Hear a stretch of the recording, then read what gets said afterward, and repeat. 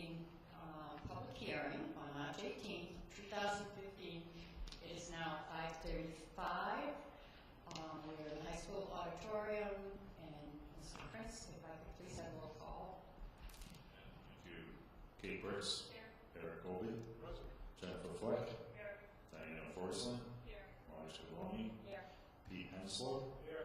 Jen Moore. Here. Donna Dillon. Here. Jerry Keene Dwyer. Here. Thank you. Okay, if you'll join me in the Pledge of Allegiance.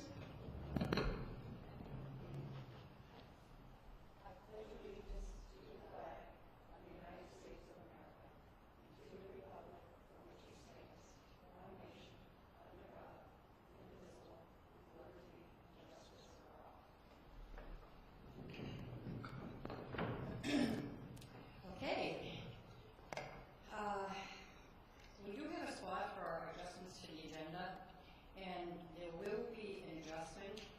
After the public hearing, the next thing, we swapped the next two, so after that, we will have the presentation from the Windham Middle School, and after that will be the recognition of the Windham High School girls soccer team. There's nobody here for public participation, so I will open it and close it. The other thing is, seeing as we really have no public sitting out here right now, Mr. Davis, if you could just let folks know, rather than going through this, why don't you rather than go to the slideshow where they can find it. I'd be happy to. Thank you. Yes, the complete impact analysis is both on the website, and certainly we have hard copies for you in the office should you like to see those. So there has been pretty good publication relative to the public hearing. We've had, actually this will be the fifth public hearing that we have, and we do have a vote March 25th at 5:30 to address this. Okay, thank you. We do have public that just walked in. If I could ask you folks, could you take the documentation, the paperwork that's on the table up there?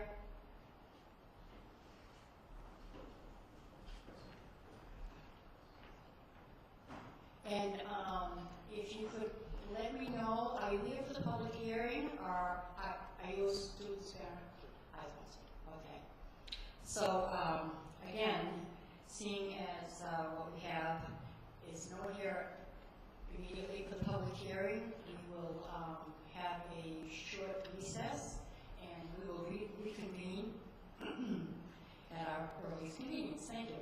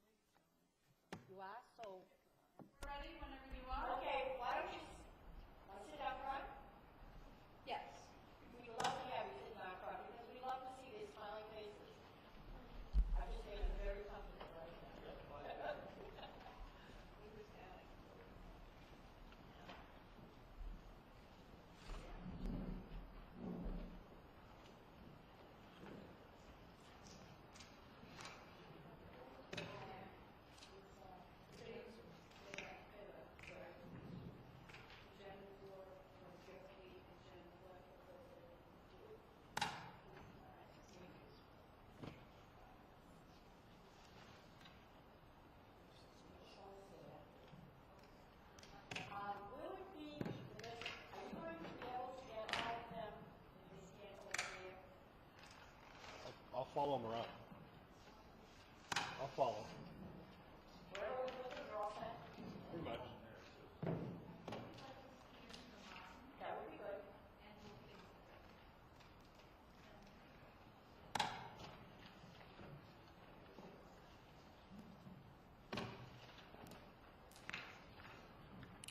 Okay, we all set? Okay, we are back from a short recess. It's now 5:55. I am going to close the public meeting portion of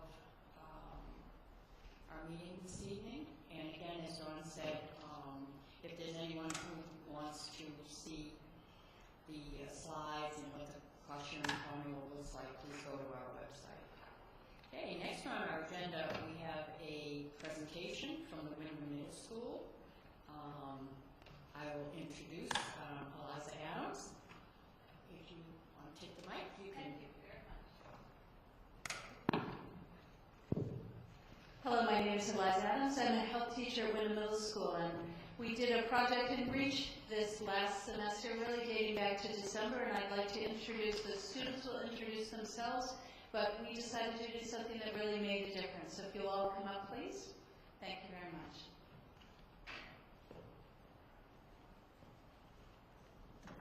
Hi, my name is Anthony, and I'm here to talk to you about fire safety. This is the group who started the work on the project we will be presenting tonight. We call our project A Burning Passion for Smoke Detection. Here are the members of the group. Thank you for inviting us tonight. My name is Allison. I'm honored to be here tonight. My name is Sam. Hello, my name is Josh. Our project started small, and we are glad it has grown and been recognized tonight. And now our presentation is ready to begin. This was one of the deadliest years in Maine for deaths in house fires, and every death was preventable. This year in Maine, when someone died in a fire, there was not working smoke detectors. In every home with working smoke detectors, lives were saved.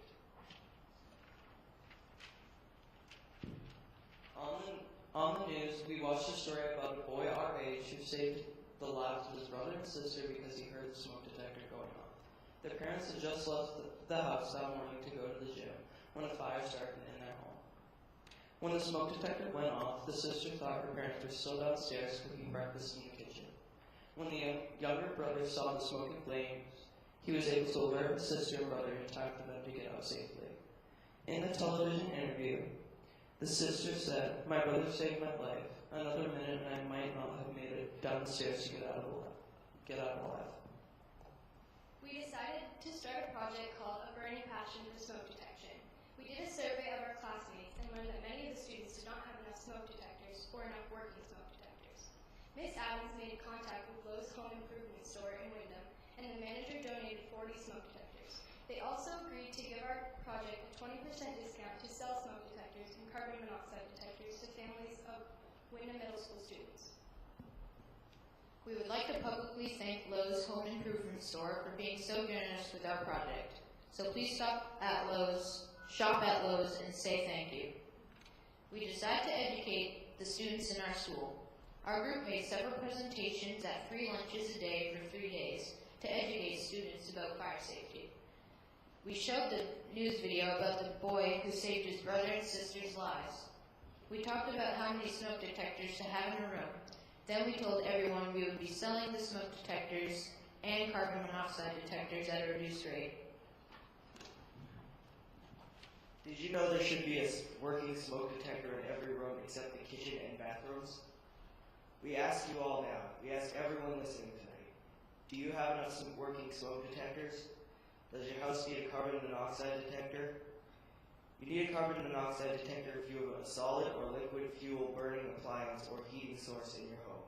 And there should be a carbon monoxide detector on every floor of the house where solid or liquid fuel is being burned. These are the examples of the smoke detectors and carbon monoxide detectors we are selling at the main office of Windham Middle School. The smoke detectors are just $5 each, or 2 for $8. The carbon monoxide detectors are just $20 each. Anyone may purchase these products at our school through the main office. And now I would like to hand over the microphone to a member of the science class, Mr. Rosie. Hello, I'm Emily from the Rosie Science class, and we would like to present our video on carbon monoxide.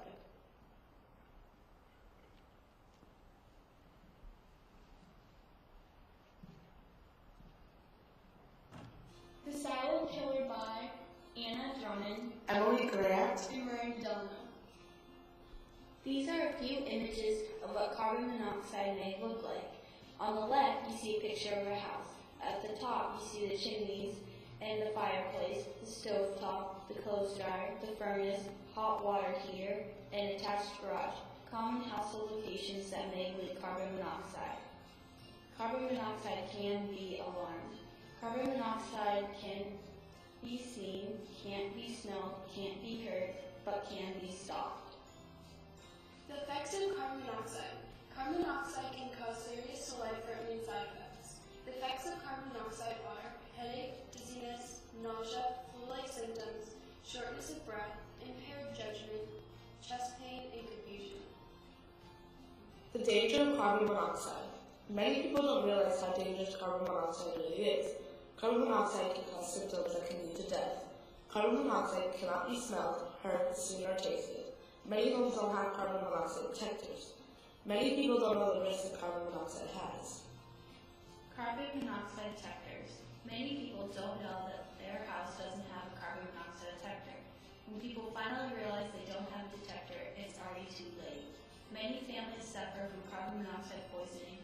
Don't let that family be yours. On the left is an example of what a carbon monoxide detector may look like. And on the bottom right is a picture of what may happen if you have carbon monoxide poisoning. We are now going to show you how to install a carbon monoxide alarm. This is an example of a carbon monoxide alarm that we found at one of our houses. First you plug it in, but if you don't have electricity, you'll get back the battery.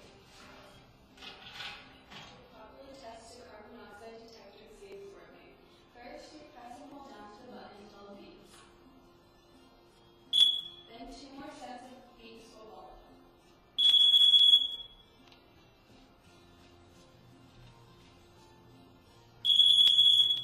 If it beeps like that, then you know it's working. Thanks for watching.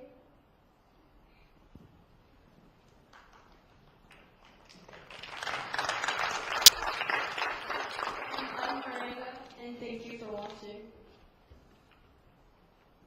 We have a second video we'd like you to see made by another group that's not able to attend tonight. And I think CJ will cue it up as soon as he's ready.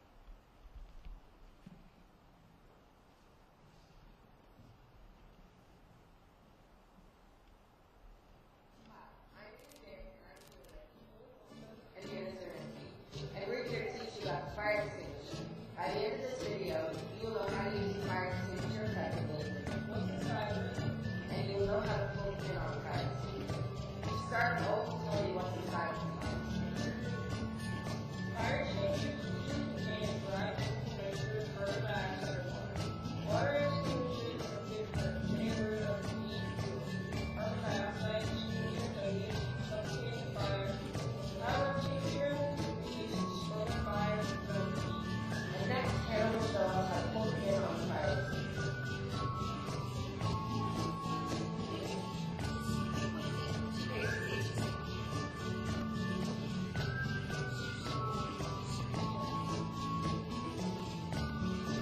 Now I'm going to show you the parts of the fire extinguisher and how to use the fire extinguisher effectively.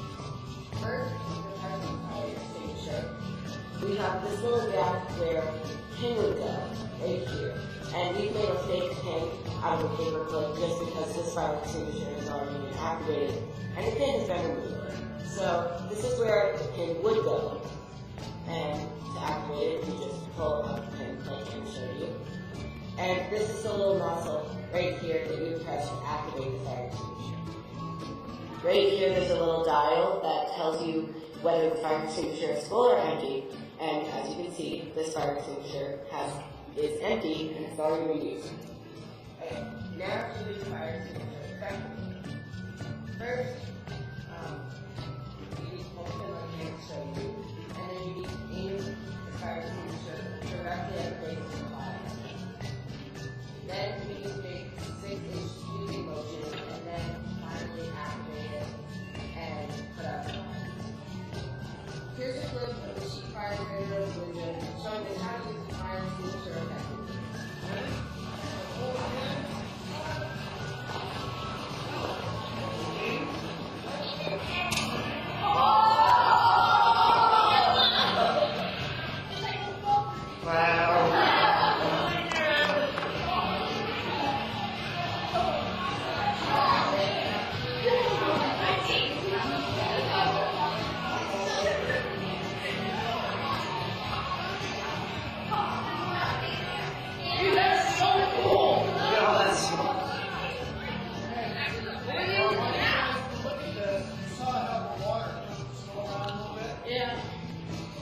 Snow's green. Look at this. It's a nice even coating right on top of the snowbank, right? Look at it all the way back there. That's what you want to have if you're going to smother a fire. Take the obstacle away. You want to carry the fire or fuel and gear. Right? You touch that, what would happen? Touch this? Yeah. It will hurt your fingers off. That's so sick. So cool. I went. Now you know the fire fire. I don't believe in our fire extinguisher. How do you fire extinguisher? If you like this video, make sure to give it a big thumbs up, and thanks for watching.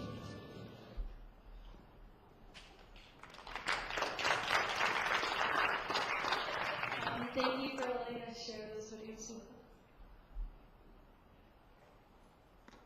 In closing, I want to say thank you very much to the students for a great project. I know we have 12 more videos like these on a variety of topics that will be shown. I want to thank the school board for a great opportunity and resources to make a difference like that, and thank you very much. Thank you.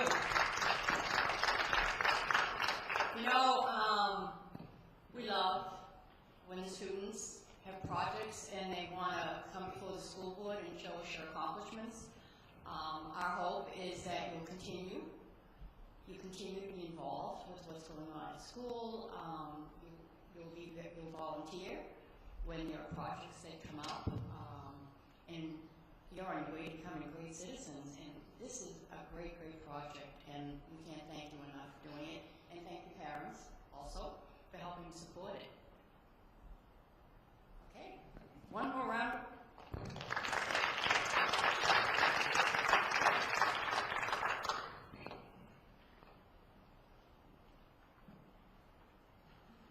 Hey, thank you. If you'd like, if you'd be more comfortable moving up there, you can. I mean, you're welcome to stay where you are. I don't want you to feel like you just can't get up and walk around the corners. But because you can if you want. Okay, next on our agenda will be a recognition of the Windham High School girls soccer team. If Mr. Drummond could please come down front.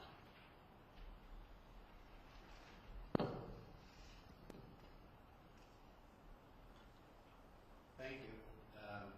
It's a pleasure to be here tonight. It seems as if this is becoming a regular occurrence, and that's definitely a good thing. Last November, we had a special bunch of ladies win the Class A state championship in girls soccer. And it's definitely a reason for them to be here tonight, which has become a practice to bring the state championship team before you people. They, just a few little things like I'd like to mention before I bring them forward. They pretty much breezed through the regular season. They very easily could have demoralized a lot of other teams because of their ability. And I mean that in a very sincere way. They are a very talented group of girls, but when they reached a point to where they knew the game was in check, they almost, attacked the other team to where the other team could find success. And that's very rare in athletics, to find a group of girls, boys, whoever, that are that talented, but they don't have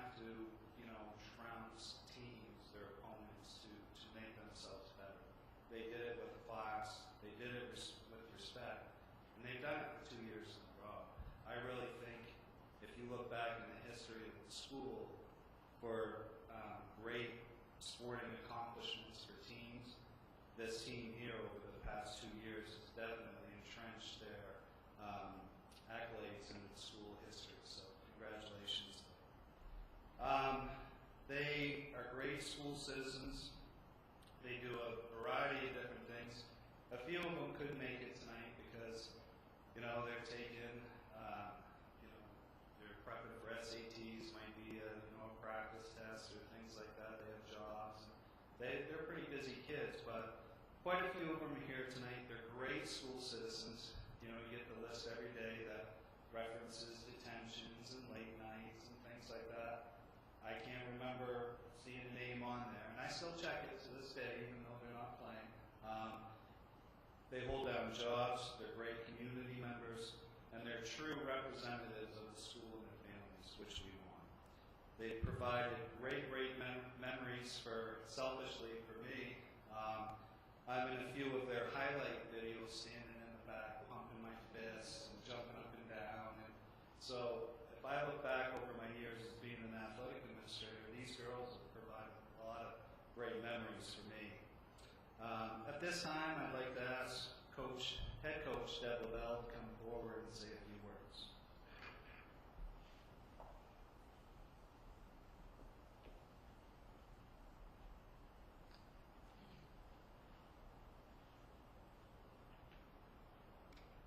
I'd like to thank you all for having us here tonight. We really appreciate it. I'd like to thank the community for all their support. This is a great town coaching. There's a lot of support starting at the youth level, all the way up through everything that the parents have given back. And this group of girls has also given back a lot to the community as well over the years. We're graduating a lot of talent this year. But fortunately, we still have some really talented players left, and I hear some coming up. So hopefully we can provide you guys with some more excitement in the years to come. So thank you so much for all of your support.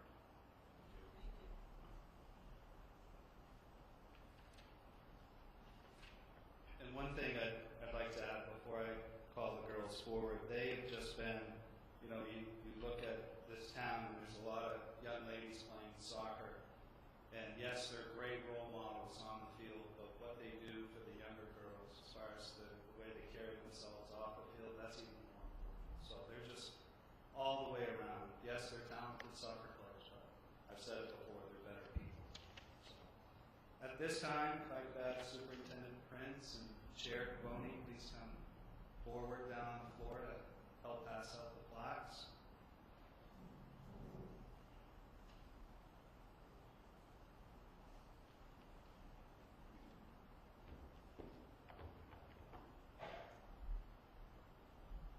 Start with our goalie, senior, and girls, when you accept your plaque, please stay up front. Elizabeth Mycott.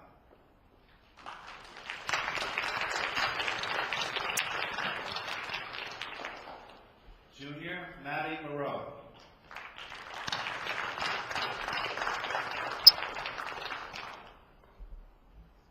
Senior, Cassie Simons.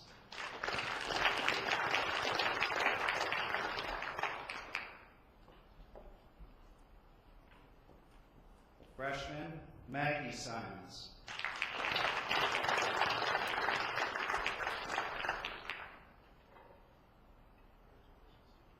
Junior, Sierra Berthun.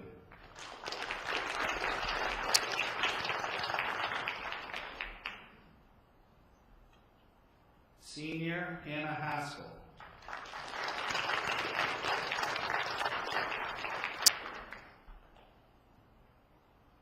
Senior, Jordan Sargent.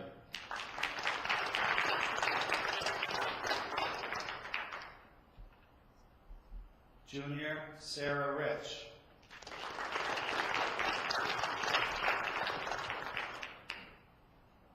And last but not least, Senior, Jenna Susi.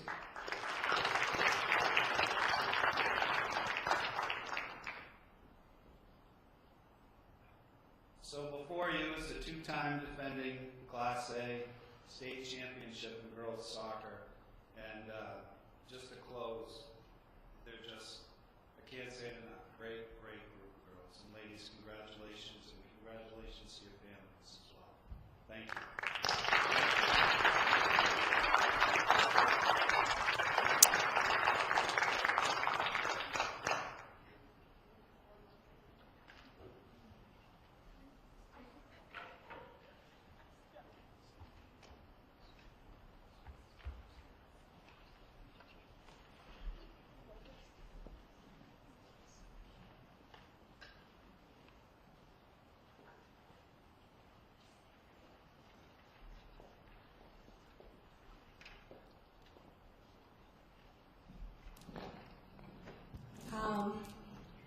That was excellent. You know, girls, that was great. You really make the community very proud. You've done a lot of hard work, and you've really earned for you.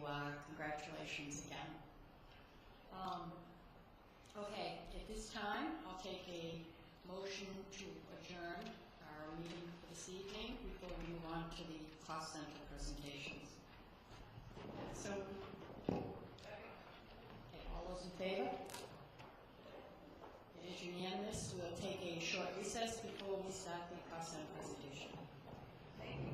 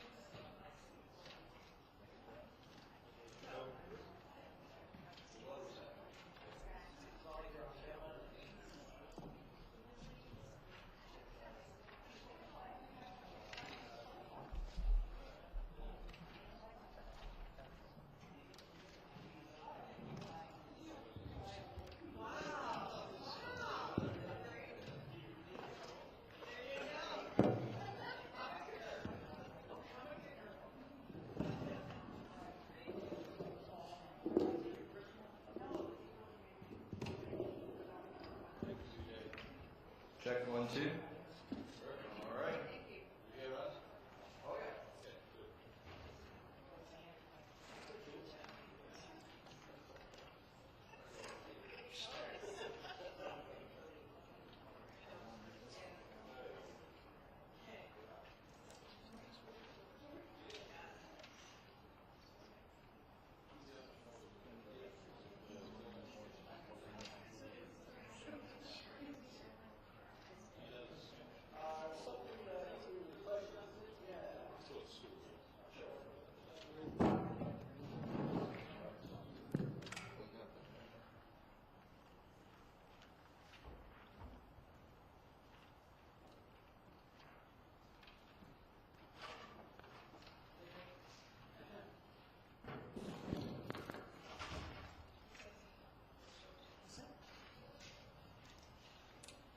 All right. It is 6:23, and we will be starting the workshop session. This is our first meeting on the cost center presentations, and hopefully we should go in order. If someone is not here, we might jump over them and put them on right after. And first on the agenda is Bill Hanson, who is going to give us an update on the bus loop before he starts his cost center presentation. Hello? Bill Hanson, Facilities Director, RSU Windham. So what you have in front of you is a short PowerPoint presentation. I'm going to try to keep this brief because I know you have a long night, but I want to get everyone up to speed as to what the Department School Center project was about, because some of you weren't on the board when it was decided to move forward with that history.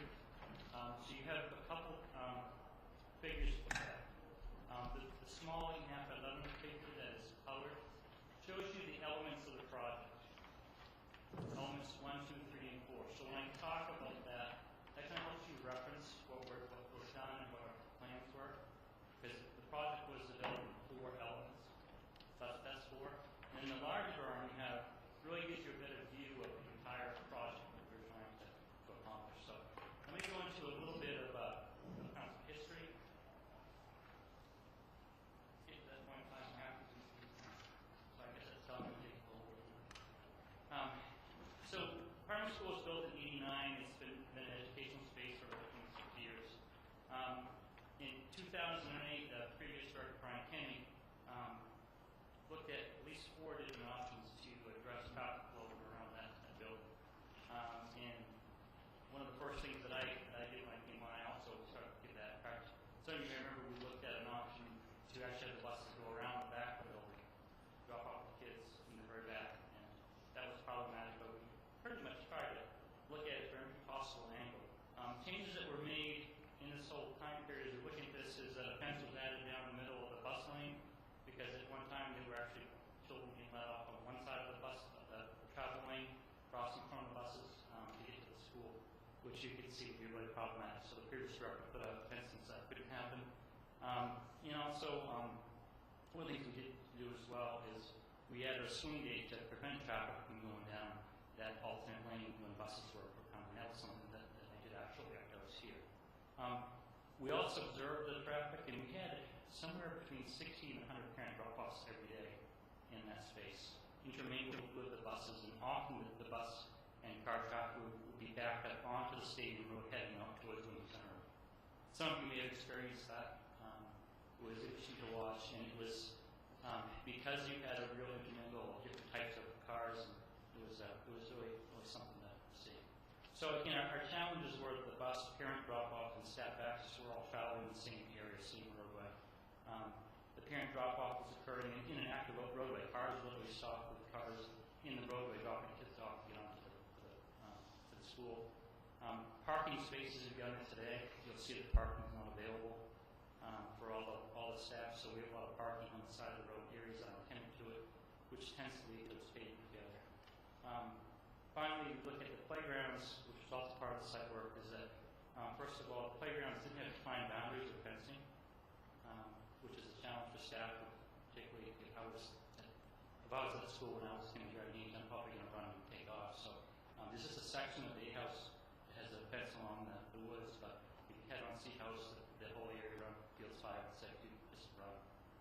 And also Seahouse is an elevated playground, so accessibility is an issue there as well.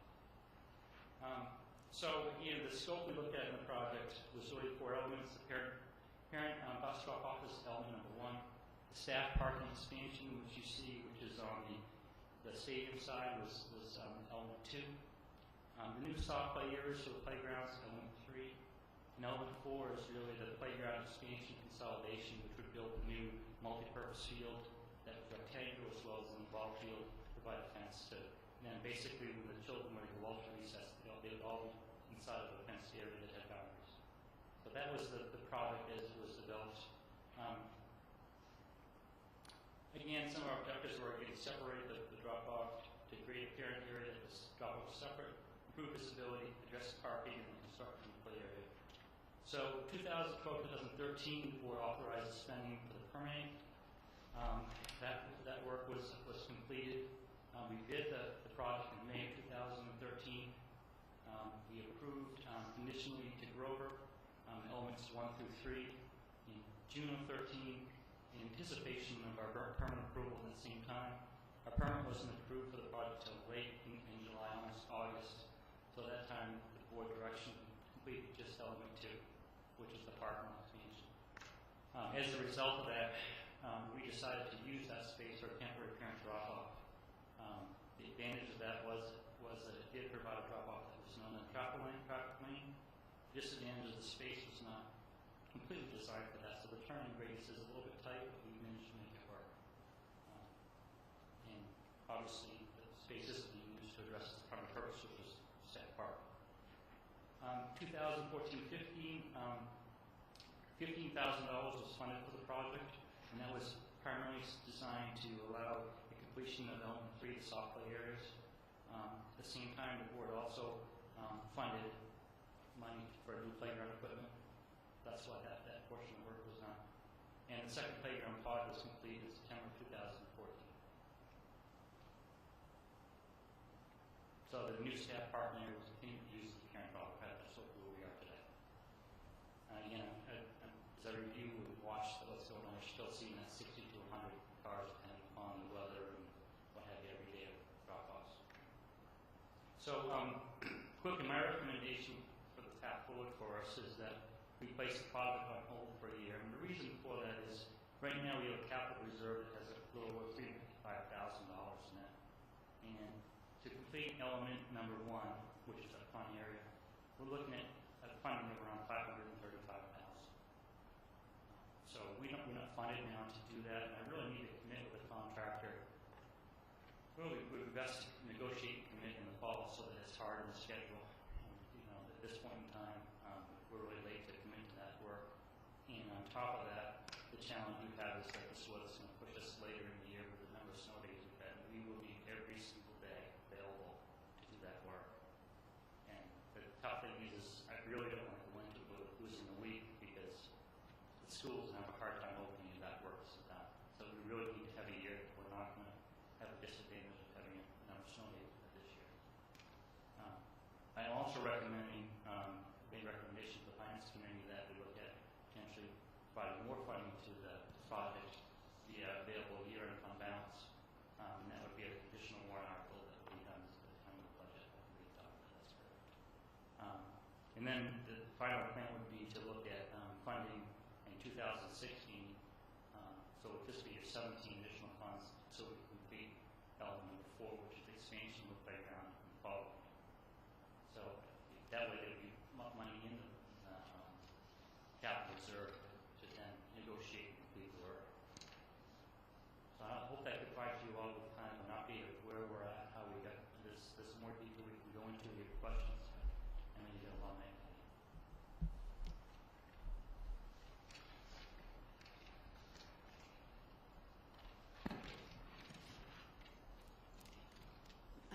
Before Bill moves on, does anybody have any questions on what he just presented before we get some check?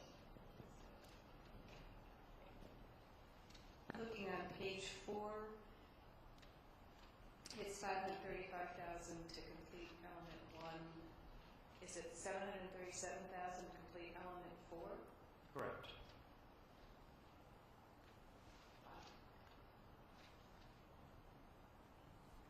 what's going on at Element 4 that's important? I'm just Yeah, I'm happy to explain that. If Element 4 is the creation of the two large play areas. okay. And So there's nothing there now. It's not a Right.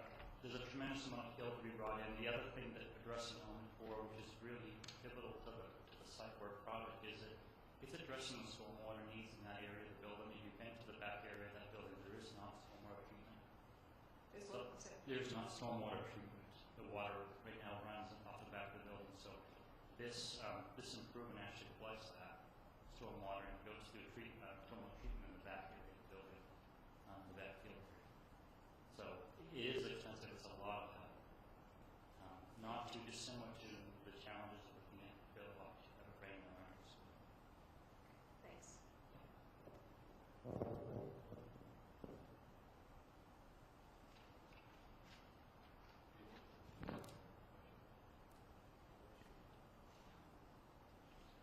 Yeah, I think that's a good idea. Before we start this presentation, to start the whole concept of. Thank you. Sorry, Bill. Just 1 second. Some of the board members may not know that we've gone to a different software system in the business office. I just thought people ought to know why the budget book looks a little different. So I'll describe that. Some years ago, we entered into an agreement with a software company called Advanced Data Systems out of Bangor for proprietary software that was called ProFund SQL. And that was the proprietary software that we use for, if you want to get with the back office information that's collected both human resources, budgetary, things of this nature. Over time, that company was bought out by Tyler, who owns a host of companies, as it turns out, in technology. In any event, essentially, we knew that they were going to be migrating away from ProFund SQL, and we needed to upgrade our software to another software program that they offer, which is called Encode. So it's just their proprietary name for that software. So the budget book looks different for those of you who've seen the budget before, which is to say it used to have colored sections. If you had a hard copy, there would have been a summary page, there would have been a human resource page, then there would have been the non-human resource, and finally there would have been detailed description of what that is. If you may recall, each one of those colored sections was a page of a total page. So, example, pink might have been 35 pages, and you'd be looking at 2 or 35. If you went to a different color page, similar situation. So it does look a little different in that all of the pages are sequential. It's not by color. So that's one change in this. The other thing that Encode is a more powerful software. We've been working with it. Have some struggles with it, but we're working through that with the software vendor. We'll be meeting with them again. But in terms of some things that you have tonight that you didn't have initially, we did prepare a summary report for each cost center. So that's the hard copy that you have in the envelope. And also, as requested, there was information that folks are looking for on what we call the cover sheet. And the cover sheet would show the current operating budget for that cost center and the proposed budget for that cost center. As it turns out, in the old days, it was a very difficult task for a couple of reasons. It was not relational, meaning that it was a spreadsheet developed outside of the software system.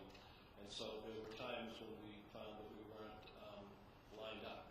That's not to say that we weren't completely accurate in our budgeting. It's just to say that sometimes those documents didn't totally line up. This new system, we have been working with the firm, and now it is relational.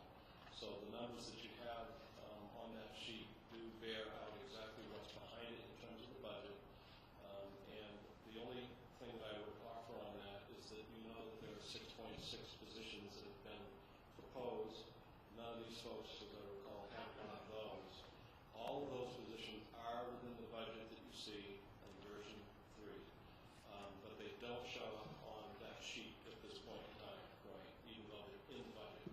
So what I'll do when those cost centers come before you, I will give you the roster of those proposed positions so that you will know that there's an extra 0.2 to the PE teacher, for example, at Jordan Small Middle School as an example. So just wanted you to have that information.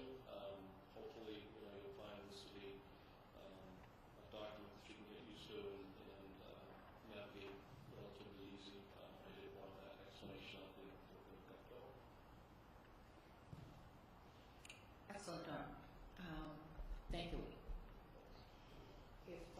anyone on the board has any questions on the setup here, give Dawn a call. Well, we talk about software. It has, like, when it talks about for facilities for electricity or any given category, it just gives you an account number. I assume that's each one for the school. Yes. So there is, in your hard copy book, there is, the cost control numbers are delineated in the beginning of the book so that you can make that match. Okay. Bill? Great. Well, I'd like to start off with, on the facilities group is with our mission statement because it's really important to me. It's one that it's going to be very hard to achieve, but it's one that I think is really important. And Maria to you because I think it's really the heart of how we need to operate. It's to operate and maintain the RSU 14 properties in such a way that allows the instructional staff to focus solely on the educational deliverables without distraction from building systems or maintenance issues. This will be accomplished through planned maintenance, continued efforts to improve efficiencies, incorporating the latest energy savings technology and methods, and implementing long-term solutions to operational building issues. So in short, for me to be successful, our staff comes to work every day. The kids aren't distracted, they focus, they learn, and they go home safely. That's really what I'm trying to do. Now, we have 600,000 square foot of building. I'm very fortunate I have great staff that work really hard. But that is a challenge to meet those needs. This winter has been even more of a challenge with all this that's going on. So, as you look at, I know you've all probably seen my budget submission sheet. Probably best if I talk about some of the significant increase areas. And it's really pretty focused on a few areas. Salary and benefits for my group, again, is very intensive as far as people. That increase is $195,000. That's based on anticipated increases of benefits as well as contractual salary increases. The overall increase of my budget is $671,000. So the largest tip to that is an increase in MIP CIP, which is our maintenance improvement and capital improvement line items, increasing $382,000. So that sounds like an awful lot of money. And I want to explain to you why it actually isn't. If you look at our total MIP CIP for this year,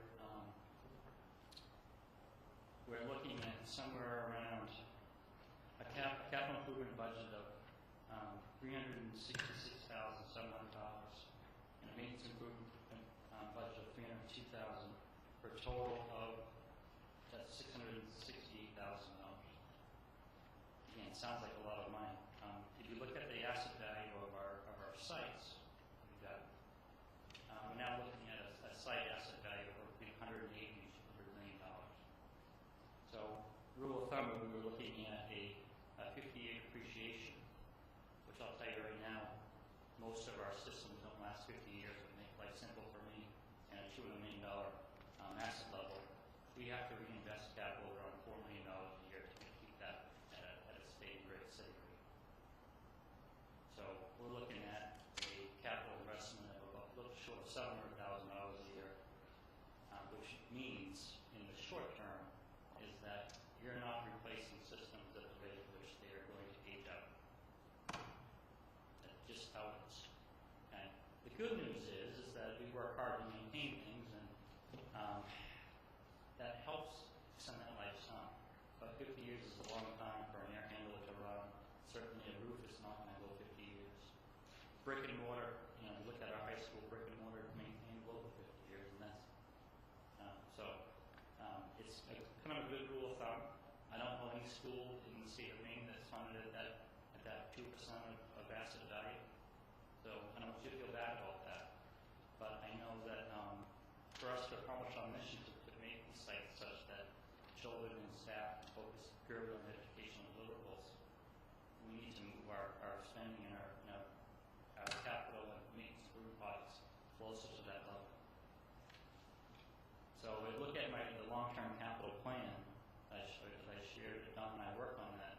we're showing required investments on an annual basis, if I look out 4, 5, 6 years from now, that are over $1 million a year in investment. And the last few years we've worked, we've worked real hard to balance the budget, and at some respect, at some of the expense of delaying this work. And it's been challenging times, and we've done that thoughtfully. It hasn't been that we decided not to do stuff. We said we can make it work. So as we move forward, my concern would be is that there's just so many years you can do that.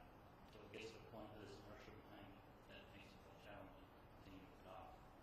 So I have put in the budget an aggressive increase in that area to start working on some of those projects. And just to give you an idea of what we're talking about, the projects that are included in that.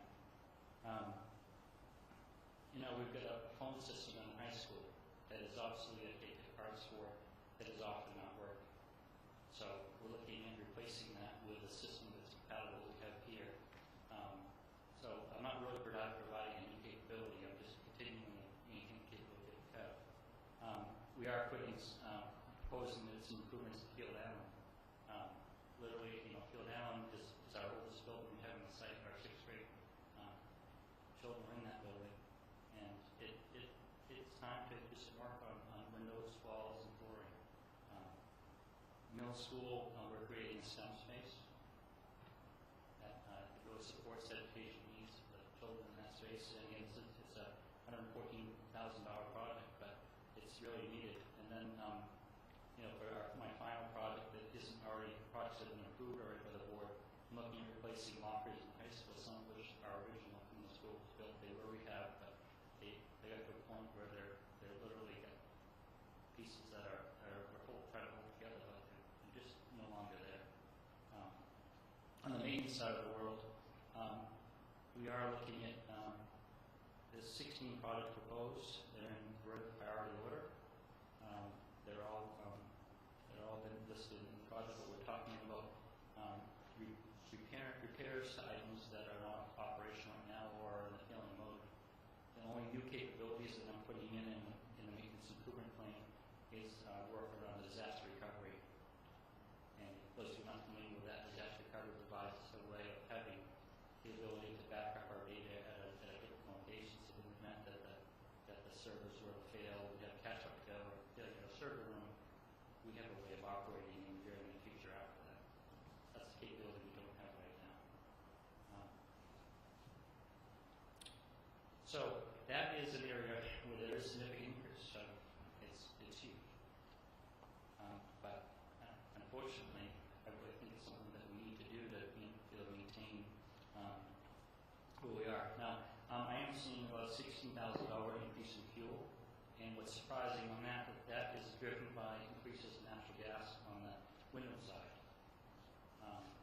Natural gas this year has risen to a point where the equivalent energy is around $2.12 per gallon if you look at it against fuel oil. I think 2 years ago I was here, we were right around $1.20 a gallon. So there's been a huge increase in natural gas, and I'm anticipating another 10% increase in natural gas going forward. The good news is Raymond, Don and I were able to lock in early this spring. I think we hit the most perfect low point on the market where we locked in for fuel for Raymond for next year, 2.09, which allowed us to reduce that budget. It's a great price. And again, it's really great that Don and I were able to make those things happen, because it was working with him great. That really saved some money. I know the prices have gone up since then, so that was a good hit. Electricity has gone up significantly, another $15,000 increase on it. That's in spite of there was more time we can now talk about utility and work. We've done work really hard to reduce our usage, but the cost of the commodities comes. And then in the budget, there's about $60,000 in miscellaneous increases. Our snow removal contract is up this year. Siemens contract for Raymond is up this year. All my custodial supplies and getting increases around 3%. And you look at a relatively large budget, that $60,000 gets consumed in it, right? So that's really on the budget side where my changes are, really focused into those areas. On staffing changes, I am showing an increase from .2 to .4. It says interim business coordinator. It's a shared position that was shared with the SCA this year. What it provides me with is in-house facility support. If you're familiar with our staffing, I have 2 maintenance folks, Roy Henry. I have a grounds coordinator, Mike DiMato, and myself is pretty much my custodians is my leadership staff. So this position provides me assistance in the central office in new projects, because between HR work, project work, any other work, that's what that's at. The final thing I have a staffing change is reorganization of my staff.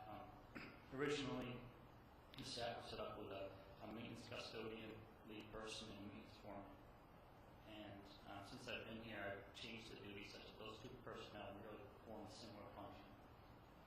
I've increased the responsibility of the maintenance custodian, and I expect them to carry out the same duties.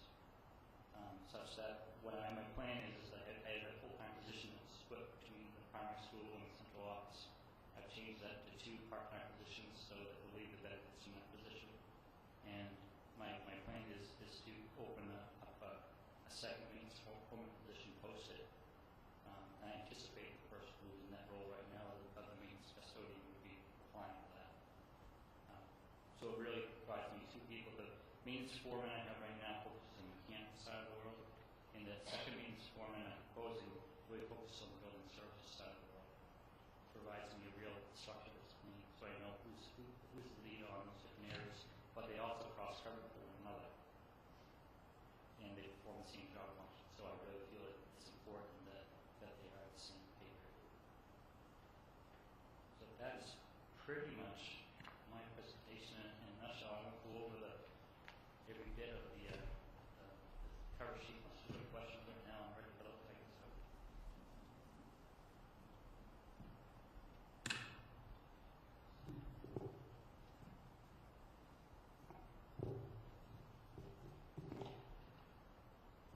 I'm sorry, can I go back a little bit to the playground and the bus loop? And I shouldn't be, but I'm fuzzy on, we have, it's going to cost for the bus loop around $535,000. Right, that's what this is. And we have 355. So you're proposing a warrant? Is that what we're talking about? Yes, we have to. Thank you. And my apologies to the Finance Committee, in that we did have an agenda item to talk a little bit about the capital improvement plan. The board knows, on an annual basis, working with the Finance Committee, to the extent that we feel that we are going to be comfortable in terms of our unallocated fund balance, from time to time, we will seek to see if the board would be willing to put additional money in what I call the real capital fund. And that real capital fund is the one that is voted upon by raising hands, if you will, at the regular meeting.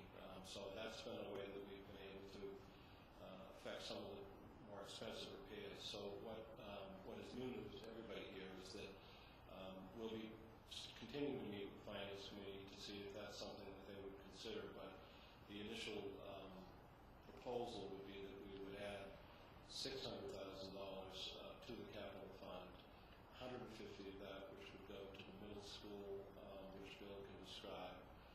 150 would go towards the Raymond Elementary School playground, and 300,000 to the primary school work. Yes, that's the number. So that's how we plan to fund that if the board is amenable to that. And we're hopeful that the funds available at the year end. That's the other.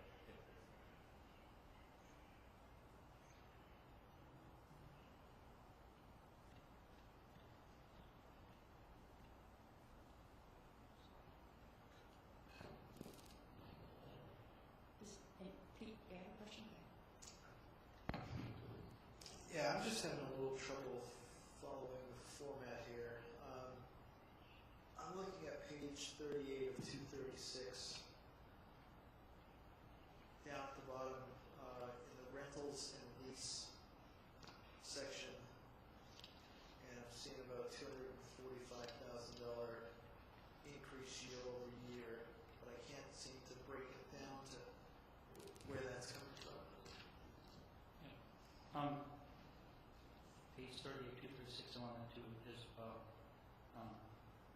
The rentals and leases, that is our cost of our CIP projects. So you look below that, the high school lockers, the phone system is part of that. The lease for the bus garage is part of that. The field out windows, asbestos, so you look on the next page, those projects, they all roll up to that total. So those all fall under leases and rentals? They fall under our CIP, which we define. I'll read that definition for you for improvement. And I apologize, I was unable to make the finance committee meeting either, which was unfortunate.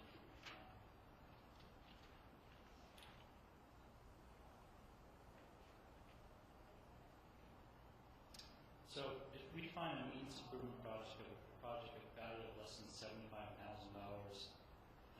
that is funding on the operating budget. So it's in the operating budget. It's a one-year project. It could have multiple years that are funded from that, but they're not dependent upon each other. So I could choose to spend $30,000 a year to improve, let's say, towards small masonry. That's a needs improvement project because the fact that it's next year is not contingent upon what we're going to make today. It's a decision that's made in the future, and it's less than $75,000. Phone system is a $60,000 project, but we're going to lease that. So when we make a decision to purchase that, it's a $15,000 period lease, I think, for about 4 years. So that is classified as a CIP. CIP is defined as a project of value of more than $75,000. It may be funded from operating budget or financed. And it's also the project of any value that's financed over more than one fiscal year. So when I talk about CIP, the board's approving CIP project, you're approving spending fundings in years going forward. That's what the distinction between the two. Whereas the MIP project gets funding at that point, yet you're committing years that follow from that. Could be.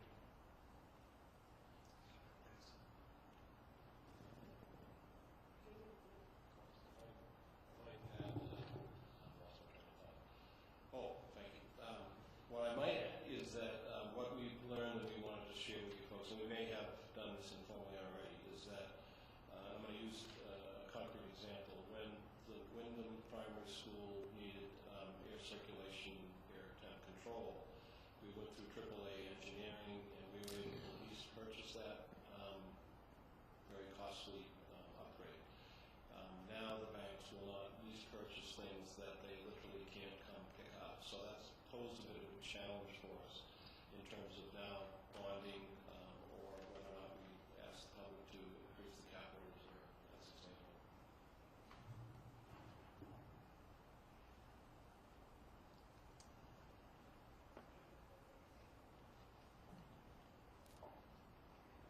Does anyone else have a question for Bill? Comments?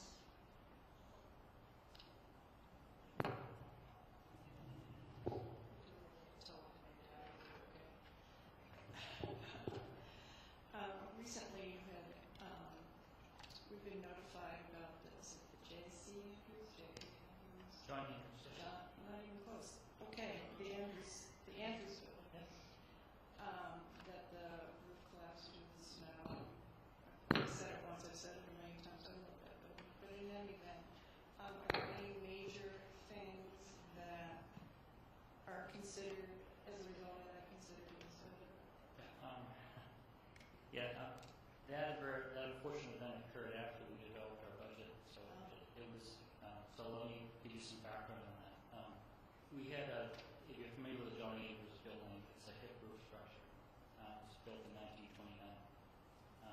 Approximately, I want to say 2 years ago, we removed all heat from the building as a cost-saving measure.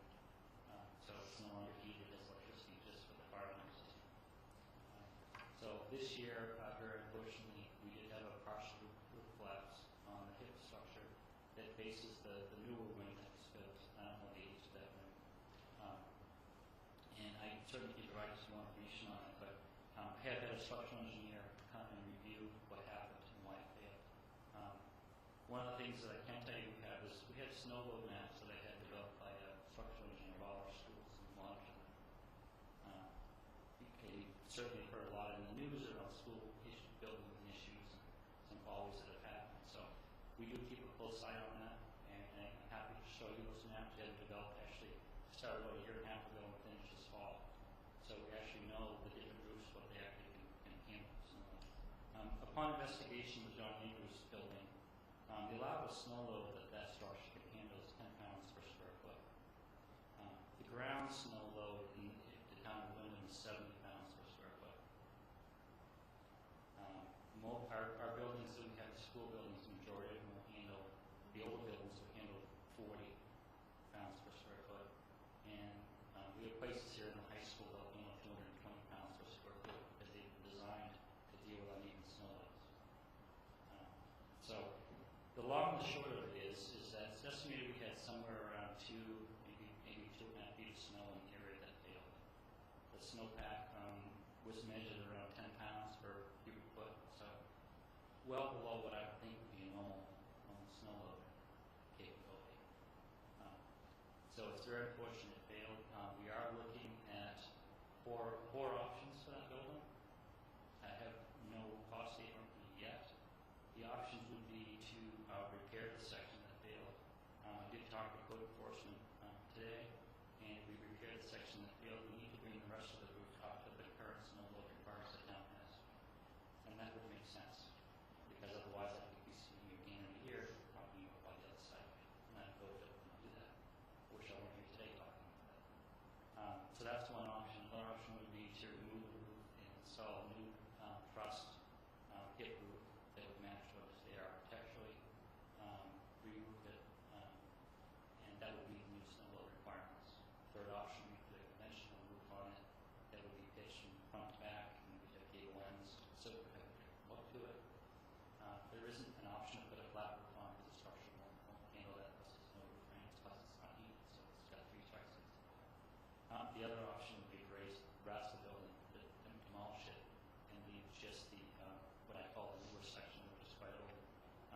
We do use that building for storage of excess school furniture, and if you can imagine, as kids move through the district, we have larger buses, smaller buses, and sometimes we need to bring desks in for first grade and take them out, bringing them in for different grades. So it serves that purpose for us. Also serves a purpose for us as far as having a location to put large bulky items and dispose of the year, bringing the 30-yard dumpsters. It's more efficient that way now. Is we have more time available and we have more customers, I can answer that question better as to what that code is. If you look at the site, the larger site work drawing that I sent to you, you'll see that by the track is a square block just as a future field house. That field house plan was designed to be a large metal building structure that had a covered area on the track side that serves as a severe little shelter. If you're familiar with the Cumberland Twinbrooks area, if you've been over that, you'll see that they have a severe little shelter in the middle of the area that the folks there can get into. So longer term plan that I had would be to build that building and provide the shelter for the folks out in the track area, distance from the building, provide facility storage, but also provide the storage that I would need for all grounds equipment, because I'd like to get that in a cover inside security. Right now it's all outside the back of the high school. So that's another alternative we looked at, right? It's in the capital plan to do that. So very fortunately that was a long story to your question, but I don't have costing yet on those options. I can tell you that we spent a little between about $20,000 at this point in time on removing the snow, temporary covering the structure. The insurance company is involved with this loss, because it is that.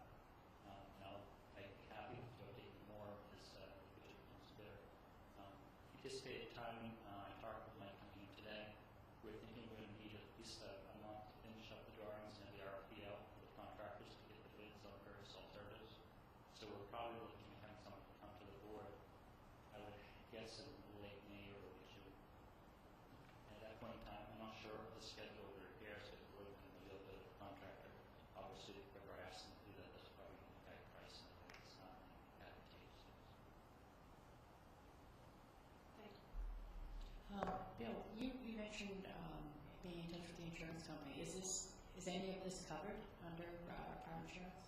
yes, the claim, there is a claim for the loss for the snow damage. So again, I don't have the details as to what exactly they went out, but we are working that. And as soon as I have more information, I'll be happy to update the board to know. So.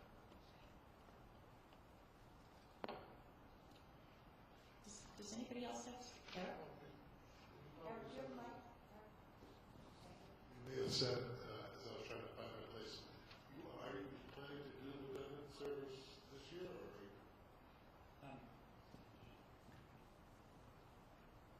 I can talk a little bit about that, and probably better have my very good friend and technology director, Bob Hickey, work on that. What we had funded in our plan was $30,000 a year for 5 years to complete our VR site. And Bob's been working really hard to maximize our purchase power with that money. And it's also an opportunity where he's really looking at the utilization of equipment, and he's a little bit of a chess game to put things in the right place to move forward. So he'd be better prepared to answer that question than I would. But there is funding in my budget of $30,000 to continue that work. We also have gone to look at Oxford Networks, look at an off-site hosting solution, and he'll be able to update you on that as well. That was the folks that asked. But the current plan was to build out a DR location in the primary school. It's the space for it. It's also the full strength building, so it's got fire protection. So.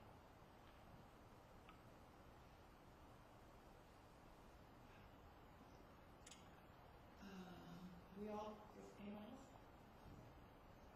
I can't see way to my right. Are we all set down there?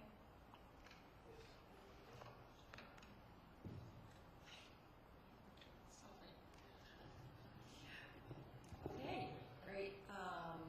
Thank you, Bill. Do you want to add anything? I do. I'm sorry to be so distracting, but since it's new, I'm going back to the methodology of the budget, and you see this term PB imported a lot. What you need to know is that this is the accounting side of this is in the GL, and so it stands for position budgeting, and we import the HR stuff into this spreadsheet. So just so you know what that means. So again, forgive me for this.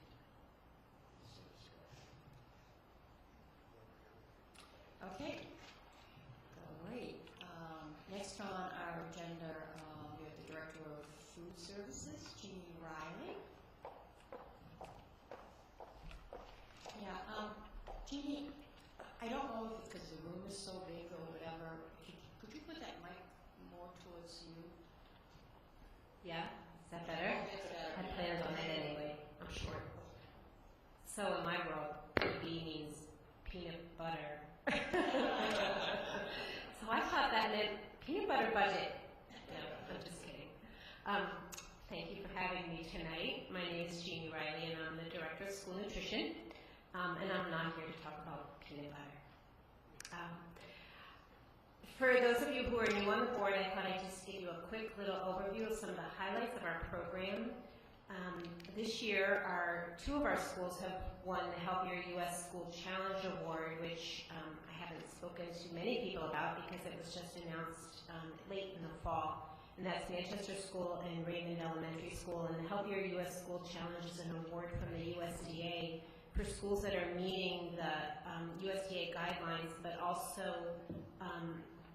working on other things as well, including time for physical activity and what's happening in the classroom and all of those things. So basically a whole wellness initiative, and very few schools in the country, less than 5% of the schools in the country have that Healthier U.S. School Challenge Award, but our two elementary schools, Raymond Elementary and Manchester School, both won that award, and there was a small financial award with it, $1,000 for Raymond Elementary School, which won at the silver level, and $500 for Manchester School, which won at the bronze level. And so that award gets tied back into the school nutrition program for equipment or posters or whatever we want to use it for to kind of spruce up our program. So in addition to the Healthier U.S. School Challenge Award, we have a full-time chef on staff, Chef Sam. Many of you have know her, have seen her. She's around at all the schools teaching cooking club and cooking in the schools and teaching her staff and working with the backpack program, so she's doing a great job. We have a cooking club after school, which is grant funded, and Chef Sam works with school-age children at a variety of schools. It's kind of a traveling road show after-school cooking event where she takes maybe 10 students at a time and teaches them to cook healthy food, and they taste it, and they even get to take some stuff home for their families to taste as well. We have a backpack food program, which we send 152 students home every weekend with a backpack of food to help them to make sure that they have enough food over the weekend, to make sure that when they come back to school on Monday morning that they're well fed and well nourished and ready to learn. We do a lot with Farm to School, and sometimes we even have chefs from outside come in and cook meals for our staff as a kind of a special event. One of our highlights this year continues to be our increasing participation, especially in our breakfast program. We've done a lot of innovation in our breakfast program, especially at the middle school level, but we've seen a 30% growth in our breakfast program's participation this year.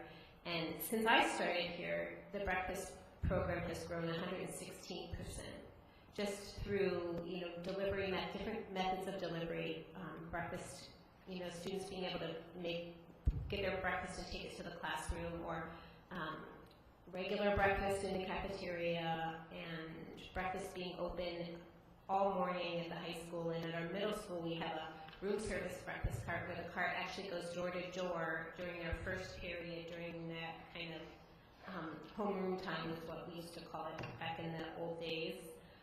So students during homeroom time can get a breakfast. They can, our staff knock on the door, the kids can get up if they haven't had breakfast, get their breakfast, take it back into the classroom. It's very seamless, and we've really done a great job serving many, 150% more students at our middle school are accessing breakfast now than were.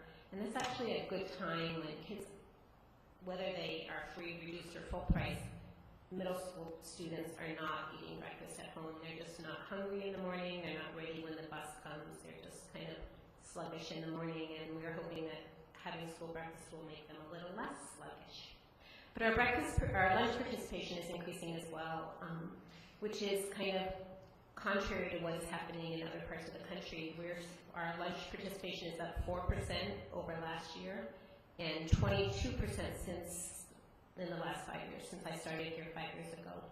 So we are still seeing growth in spite of what you might have heard in the media or in the press, that student meal participation is down, nobody likes the new guidelines, students don't like whole grains, they're upset about the fruits and vegetables.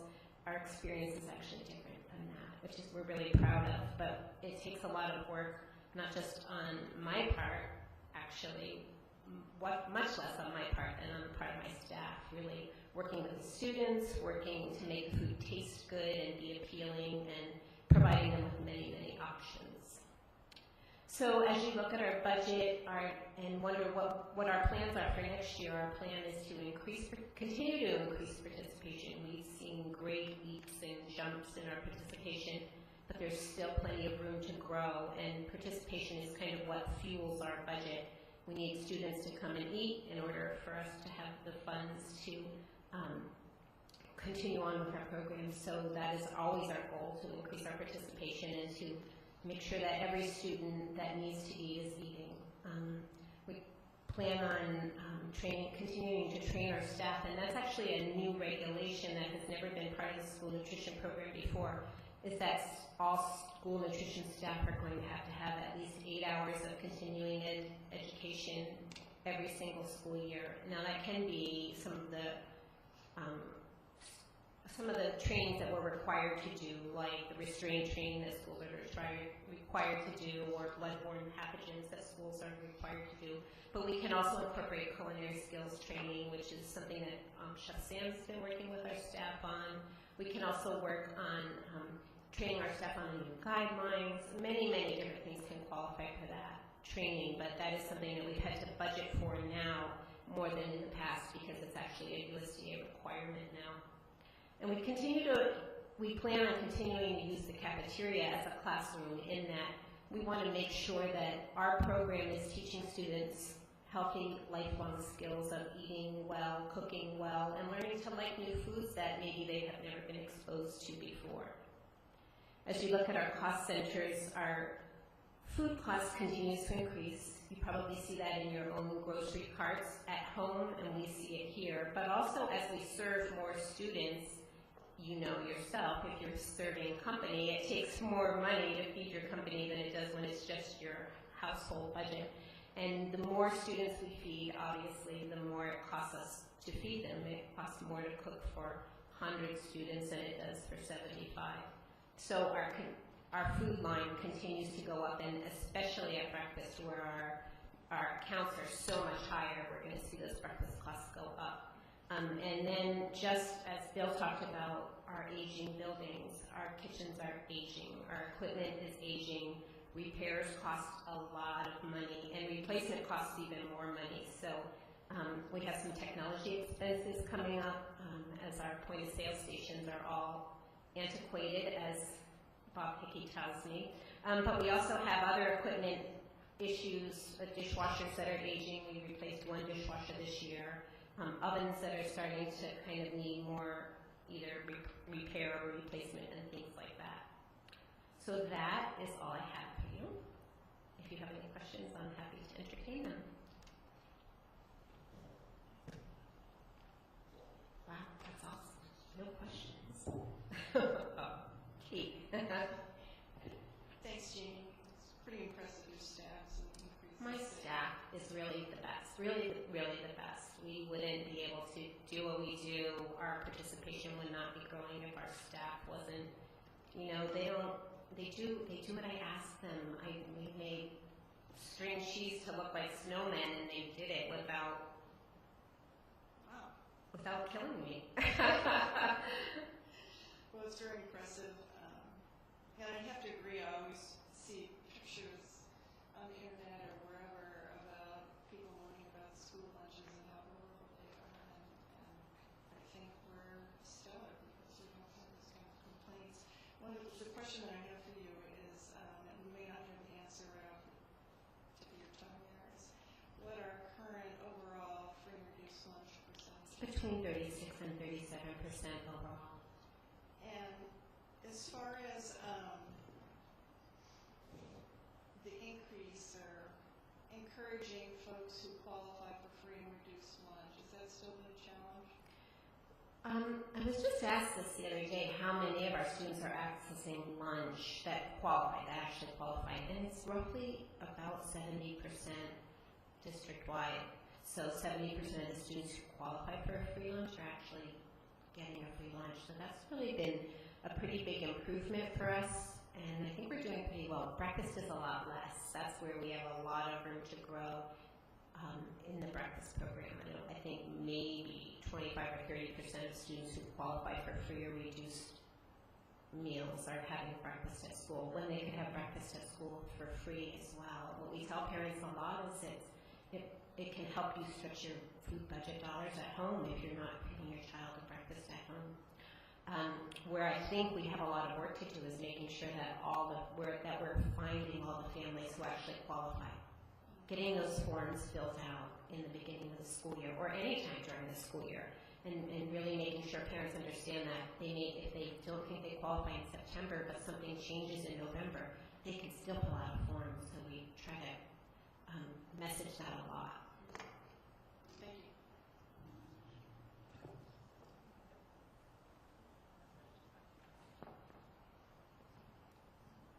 Jamie, can you talk a little bit about what you did in Washington? The board would like to hear that. So Chef Sam and I, and actually Eliza Adams from the middle school, were invited by the Pew Charitable Trust to go down to Washington, D.C. to talk to our state representatives about how school nutrition programs can make these new guidelines work. So we went, and for the first day we were there, we had trainings from the Pew Charitable Trust, which were just phenomenal training, not like training that I've ever been to before. I mean, they've had high-powered people in there training us how to deliver our message and how to talk to senators and congressmen and to tell them our story and to bring them messages from how it's working and real stories, about our Fun Friday breakfasts or real stories about how our breakfast cart at the middle school is impacting lives. And so that whole first day was spent training why it's important and then how to deliver that message as a team. There was 2 other people from Maine, so there was a team of 5 of us from Maine. And then the second day we spent on Capitol Hill. We met with Susan Collins and Bruce Poliquin, and then we met with staffers for Senator King and for Shelley Pingree, people who worked on their staff, to make sure that as school nutrition program comes up for reauthorization every 5 years, and this is the year, 2015 is the year for reauthorization, and our message to them was to make sure that the funding is adequate for school nutrition programs and to make sure that they continue to keep the guidelines based on science and making sure that we're feeding children healthy food and that the guidelines reflect that. And it was pretty powerful and really exciting to be able to tell our story about how when you make food fun and you make it interesting and you kind of go at it at all different levels, teaching the kids in the classroom and teaching them in the cafeteria and making sure that they have a wide variety of fruits and vegetables available and taste testing and menu, all of the different things that we do. When you do that, it works, and you don't have to see what other districts are seeing, decreases in participation and kids picketing or going on YouTube and making horrible videos about your food and things like that. So that's what we're doing in Washington. And recently, just last week, U.S. News and World Report, I think that's right, was doing a piece on the new guidelines and the reauthorization, and they actually featured a picture of one of our trays and in a tweet that the reporter had asked for students to tweet pictures of their lunches, but and I don't think she got very much from students, but I actually took a picture of a student's tray and tweeted it, and she actually featured that in the article. So our food is all over the world now. So that's what we're doing in Washington. It was very exciting and really powerful. It was great.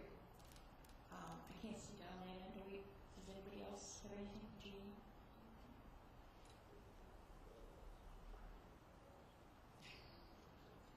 Everybody likes to talk about food. I know. In fact, I have you guys on my Facebook, and it looks good. It looks good. I'm telling you, if I worked at that school, I would eat breakfast on lunch there. Thanks. Excellent. Good job. Thank you so much. Okay, we're going to take it a little out of order here. Mr. Hickey, if you would like to do technology, please.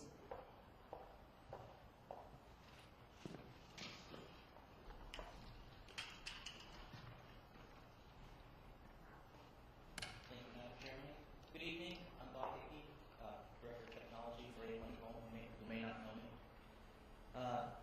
Looking over our budget, there was minimal increase this year. The salary positions stayed the same. I would like to give a little bit of recognition publicly. Bill and I share some administrative support from Mr. Duffy, and he's invaluable. He's worked on several projects for us with e-waste, internet, bus garage, our phone project that we did a lot of research. He helped us with that and helped bring costs down. So I would acknowledge that. It's outside of my budget, but it's important to acknowledge. The mission of the tech department is a technology-rich environment for the district, and that's always a challenge in an economy that's tight, but I am very appreciative of the board, administration, staff, students, and the community that they're very supportive of technology in this district. We do the best we can to support standards-based learning, mass customized learning, literacy, numeracy. There's a host of software applications that help to do that. There are self-monitoring, self-regulating applications that assess on the fly and adjust the difficulty level of the student. There's Scholastic, Lexia, Odyssey, IXL Math, Fast Math, on and on and on. We're doing some online education with Moodle, Google Classroom, and these are initiatives that aren't always started by the tech department. They're started by very initiative-driven teachers and committees. So I'd like to acknowledge those folks and their efforts. Virtual high school has been an ongoing successful mission within the high school for years now. The tech department has increased the number of devices per student to nearly 1-to-1 across the district. This past fall, the MacBook Airs were implemented by the high school and supported by the tech department and supported by everyone, actually. They're really working well. Everyone's very happy with them. We have latest, greatest wireless internet in the high school and the middle schools. Thanks to the Milty project, makes that affordable for us. We increased the bandwidth from the start of the year. We had 100 meg pipe going out to the internet that supported all of our buildings, except for real school. So the whole Windham, the whole Raymond campus. It wasn't really enough. We fell within the E-rate window where we could not apply for a faster speed, so we paid for a 200 meg connection, which is where we are now, and then we're going to ratchet that up to 400 meg just the last few months to get us better fortified to support the Smarter Balance assessment. We're going to have hundreds of students testing at the same time. We don't want the technology to falter, affect their performance. So we're going to do that, and then real good news, we hope to have 1 gigabit connection July. So we're working with MLTI on that, MSL on that. So that's really exciting. We weren't expecting that. There's been positive negotiations between Network Maine, MSLN, and the vendors, Fairpoint, Time Warner, and Oxford Networks, and others. So we're very hopeful that we're going to have a gigabit connection come July. Implementation of the disaster recovery. Bill and I have been working on this for a long time. We're trying to do it on a shoestring budget. We moved our Buffalo backup server, our nightly backup server, over to the primary school. That's already happened. So we sort of have off-site backup. The reason we do that still on the campus instead of moving it way away is we have fiber connecting the buildings that we own. There's no monthly fee with that. We can move to gig per building between the high school and the primary school with no monthly fees to cost. So we're doing that. We're also looking at the outside vendors. We just got pricing today. I'd like to thank Mr. Colby for urging us in the way of researching this further, recommending Oxford. They're a great company. We went up and saw their network operations center. It's very impressive. It is larger than what I'd seen from Time Warner's years ago. We got pricing from them today. Just preliminary pricing landed late today. So we haven't really had a chance to digest it and dissect it. But it's roughly $1,000 a month just for offsite backups that we're accomplishing now. That's $12,000 a year. For another $28,000 a year, they would have, think of it as a professional lawyer on retainer, something you're paying for and you're not actually using. They would have the servers in reserve for us that would spin up within moments if we needed them. So that's an opportunity to have redundancy of our servers. That comes in at $40,000 a year if we were to do both. Bill has mentioned we only have $30,000 in per year in the capital, so that outpaces that. But seeing as how this is all new information today, we haven't really decided what to do with this. But I just wanted to share latest greatest with the board. Most increases in projects across the budget were minimal, nominal. There's really only one, what I would consider a new investment, $18,200 for MacBook Airs for Windham Middle School grade 6 teachers. This was recommended strongly by Principal Haddock that they need that as a teaching tool to help support the Apple devices in the building. Other than that, there's really nothing new. We're supporting existing. There's nominal increase in costs across what we've been doing. We are targeting storage. Storage is ever growing with an organization this size. Between the students and the staff, people always need more space. We have a storage area network now is a VNX 5100. EMC makes it and accommodates 75 drives, and we're getting up to where we are maximum out, and there's no more expansion cabinets you can add. So long term, we're looking at expanding into like a VNX2 for storage. We're also looking at all possible options. We have Google already. We've had it for a few years. We're wrestling back and forth and discussing options of encouraging maybe some student work to be stored on Google storage, which is unlimited and free. What we don't want to do is put critical financial information out in the cloud, that type of student information out in the cloud, any perhaps special ed records, anything like that. We wouldn't consider anything like that as fair game for the cloud. Other areas, we're looking at all options to see how we can mitigate costs.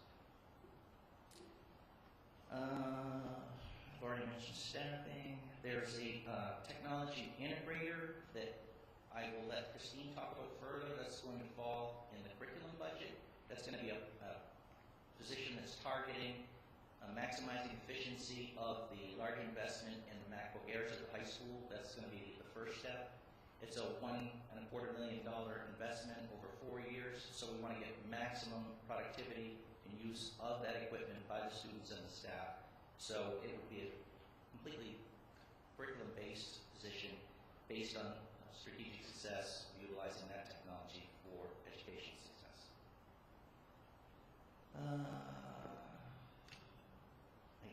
I can speak to questions. That's pretty much the overview. There's minor increases here and there. There's a lot of flat lines, some minor decreases. Bob, on the 18,200 for the MacBook Airs for the 6th grade, and it could just be my memory, it's not bad, but when we did the iPads, I don't remember there being other conversation that the teachers would need something additional. Or even when we bought did the MacBook Airs, I don't remember any of that conversation either. So is this something new that has happened? Well, this was a strong recommendation by Principal Paddock that his 6th grade teachers needed those to be commensurate with the 7th and 8th grade teachers who had Airs in the building, to have a common platform for delivering education. Okay, thanks. All right, thanks. Don, this might be a question for you. On the supplemental information we were given, that has the summary page that shows the changes in staff, if there are any, and shows the year-over-year change in budget. I was just trying to tie that out to the pink page that was provided with that too, page 22 of 79. I'm not seeing where the 2014-2015 budget total of $1,502,362 is coming from.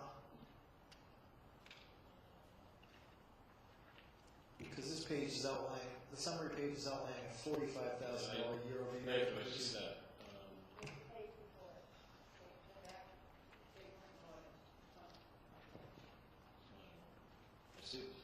No, yeah. Now, Marge, one page shows a $45,000 year-over-year increase, and the other one shows $65,700. Well, I think I understand what he's asking, so I'll have to get an answer for you, Pete. You're looking at the 2014 total budget coming down to $1.279 million, and the 15 budget at 1,481, not being the same number that's on the cover sheet, which is 1,502. Correct. So I will have to. I don't have the answer immediately. I do see where at least the 1,547 records for the new year. Yeah, the other departments that we've gone over tonight have all tied out, so. They have all tied out? Yes, they have. Thank you. I'll look into that. Thank you. Thanks.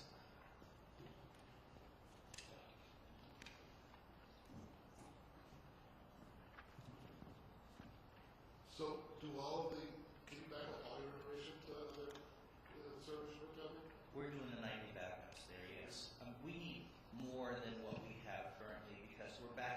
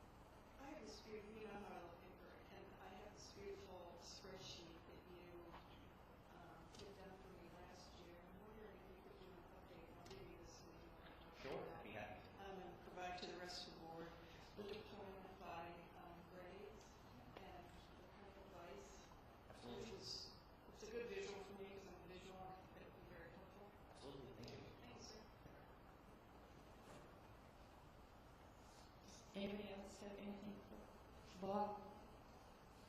I'm gonna last. Okay. Okay, thank you all. Thank you, Bob. Appreciate it. Mr. Drummond, would you like to do yours now? Sure.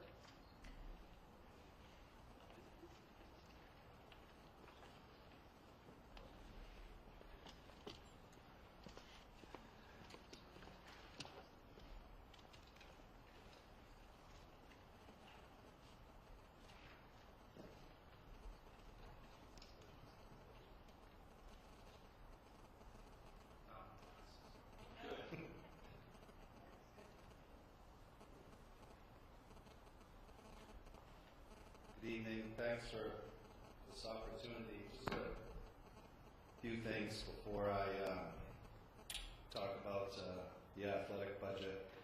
Just a lot of positives going on. We saw earlier a piece of that, but we have some student athletes who value their experiences in athletics. We have quality coaches. We have two communities that are totally behind the athletic efforts of the kids and the school and the adults providing those learning opportunities for them. Supportive booster groups, supportive staff members district-wide. We have competitive teams. It's not all about winning, it's the journey. The winning is really the icing on the cake, so to speak. But everybody really plays a role to make it successful. So a lot of people playing a lot of different parts. Some items that I'd like to draw your attention to in regards to the athletic budget. The budget is up 5.81%, and what contributes to that increase, a big piece of it is negotiated increases on the HR side. But a couple items that I'd really like to draw your attention to. Two stipends in particular have been put into the budget for next year. One is our varsity volleyball stipend. The program is entering its 5th year, and so I put in to have that budget picked up by the district, and that budget is approximately $4,919. I've also put in an assistant swim stipend as well. Right now we have a head coach and assistant. It's one of our more popular programs. I know I've seen quite a few of you at swim meets, and with a coach as a head coach and an assistant with anywhere between 50 to 62 kids, it can be very cumbersome. So that is a huge piece in the budget that I have. I just want to backtrack to volleyball, which is very similar to ice hockey. It's two programs that have started. Ice hockey is in its 7th year, just completed. Volleyball, again, it just completed its 4th year. But those are programs that were sanctioned by the school board, recognized. They play an MPA schedule. They're just on the same playing field as any other sports team here at the school or really in the district, but they're not funded. That was one of the items that, to bring them aboard, the parents have worked hard to raise funds to keep those programs going. So to bring on a varsity volleyball stipend would almost cut some of those expenses in half for volleyball. The assistant swim stipend is also, as I referenced earlier, a huge piece as far as the supervision. Another piece of the budget that I can draw your attention to is on page 146 of 236.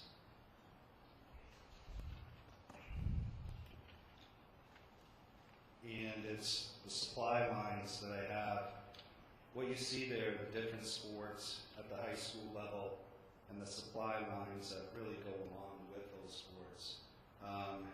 I've talked in the past, it's really a supply line that is bare bones. There's not a lot of extras in there whatsoever. The addition to the supplies this year is approximately about $5,000. and a piece of that is a restoration of approximately $4,000 that has been cut in previous years, and to get those added monies back into the supply line for the kids at the high school would be huge. In addition to that, I put in for volleyball for a supply line of $700 and ice hockey for a supply line of $700. Again, these are just, when you look at the cost of supplies for respective sports, these are very minimal supply lines for those two programs, but really all of them. As I referenced, we have two programs that are not funded, and going forward with that, every year we seem to take some steps to incorporate some funding. Ice hockey, in the past, we picked up the stipends. Last year we picked up the officials. So we're getting there with ice hockey. The big piece is the ice. And that is obviously not in the budget. It's not a request for this year, but we're getting there. With the coach's stipend for volleyball, it would almost cut the fundraising efforts in half. That's a big piece, is the stipend. Those are the adjustments, the additions that I have to the athletic budget. And again, it's a big piece of it is the negotiated increases, 2 added stipends, and in addition to the supply line that I referenced a little bit earlier. It's an athletic budget that primary, the most important thing out of anything is to keep the kids safe. And this is an athletic budget that does that. It allows the kids to compete.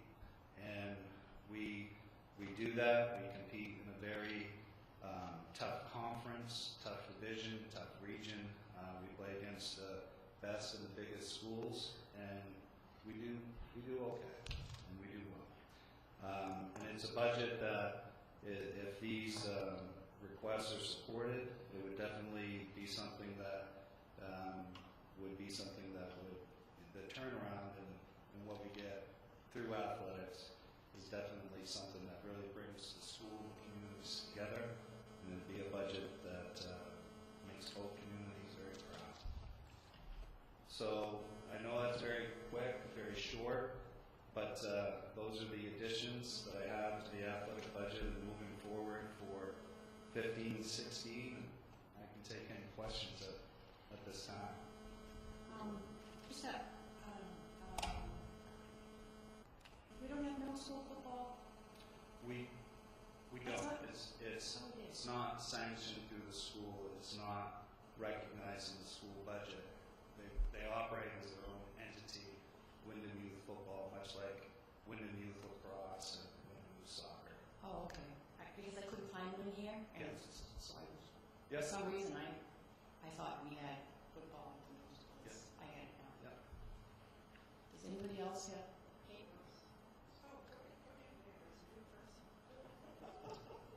Where?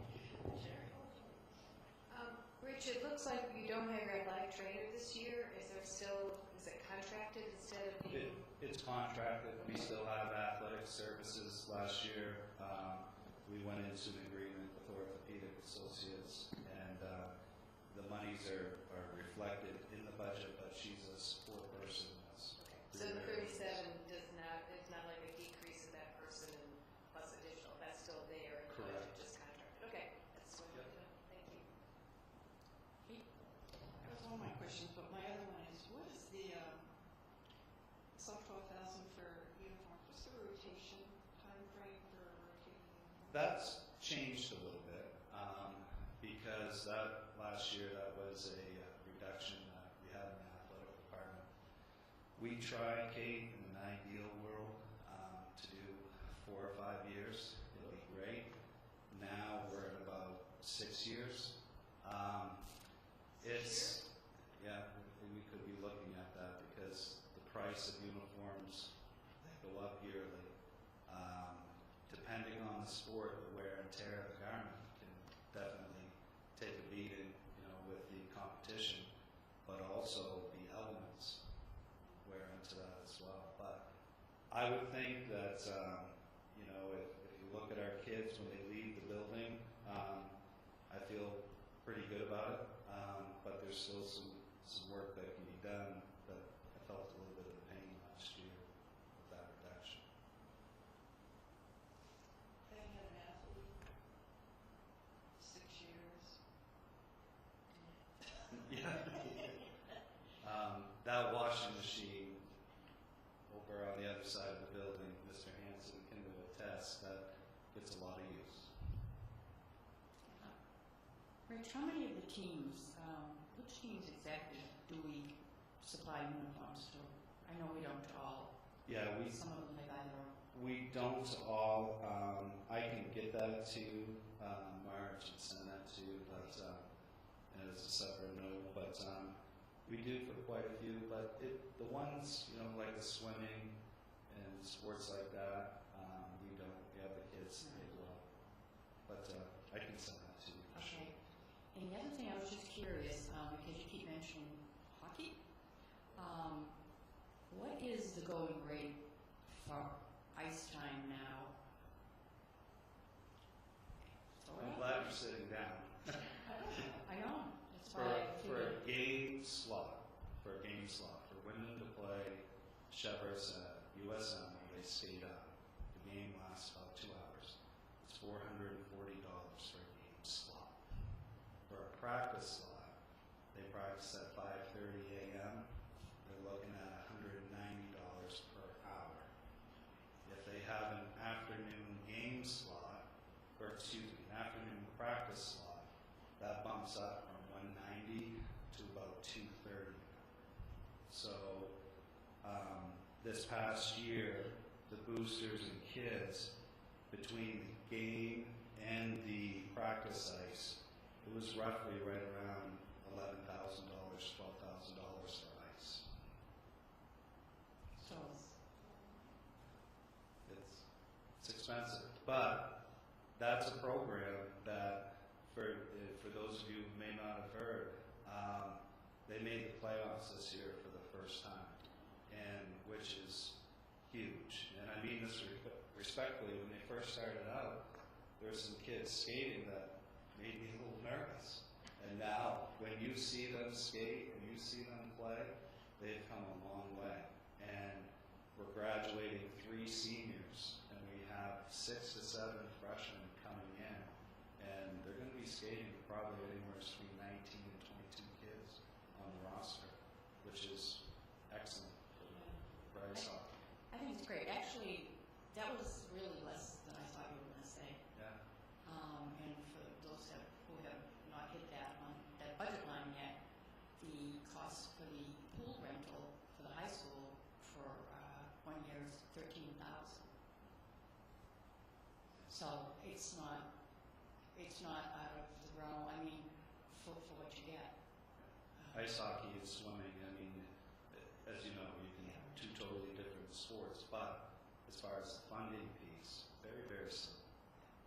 Okay, thank you. What we should do, Mr. Hanson, is build a community building here with a pool, an ice skating rink, and then that would generate a tremendous amount of cash. It really would. It really would, because there are a lot of areas that do not have teams because they can't find pool time and they can't find ice time. And then we can charge. And we can charge. Okay, just a thought. Moving on. Anyway, anything else? I'm sorry, I'm kind of going off here. Yes, Pete. Yeah, just a quick one. Shows here that we've gone from 73 teams last year to 75. What were the 2 additional teams? That's a great question. When I received this this afternoon, that's a piece that probably when I sent that in, that's 73. We haven't added 2 additional teams. Okay.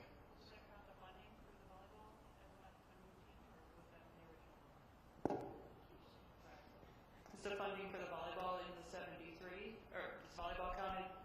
Yes, in the 73? stipend and the 700 for the equipment is in there as well. Well, I'm just saying in the count, right? Did they count as a team in last year's budget? Yes. Oh, okay. Yeah, I would know why they covered it. What about the increase in the coaches? 86 to 91, is that? That should be 86 is correct.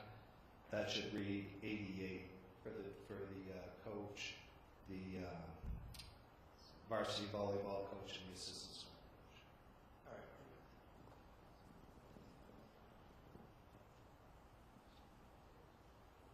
Okay, great. Anybody else? Seeing none. Thank you very much, Mr. Drummond, and thank the girls soccer team for coming this evening.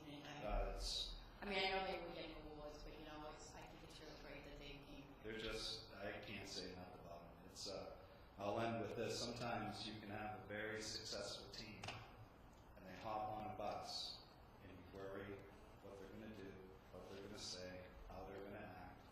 Those bunch of girls hop on a bus, and you know they're going to represent. It's just, they're wonderful, wonderful people. Thank you. Mr. Kelly?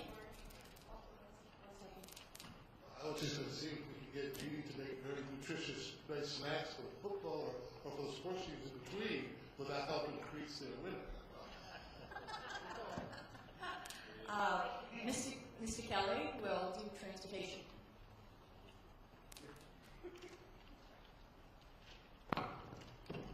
Good evening. My name is Michael Kelly. I'm the transportation director.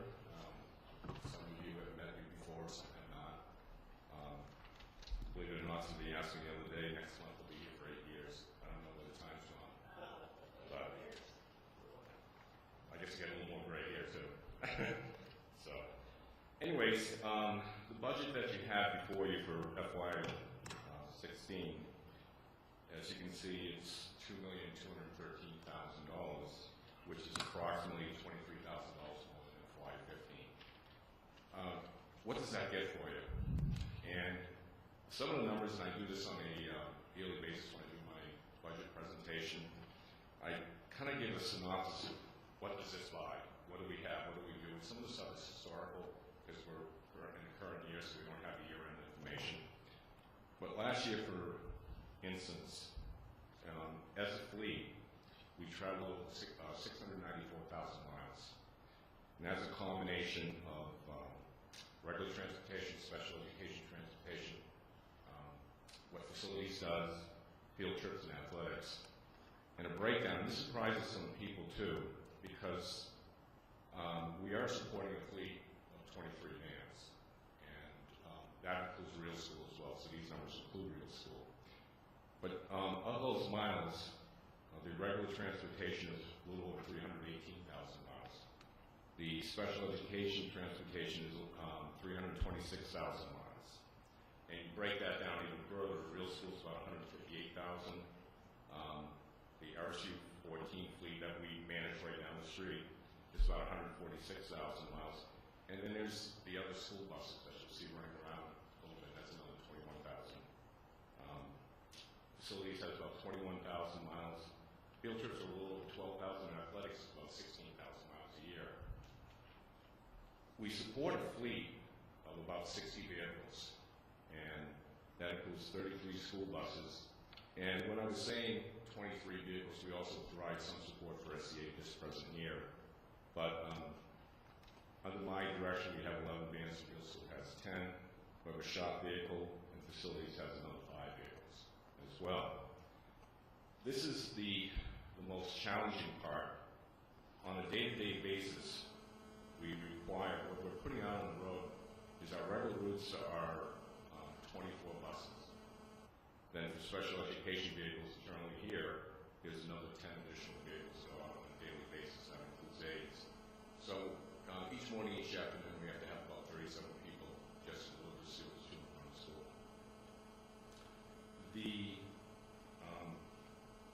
This particular budget, why what amounts to the $22,000 increase, there's a couple items in there. One was to the charter school, and that's something that came in this year. It's more pass-through money, it's about $10,000. I don't know the mechanics behind it, but it's in there. Fleet insurance has gone up for some unknown reason. I guess it's just an estimate the insurance carrier gave us. But what else is included in there is the acquisition of 2 school buses for next year.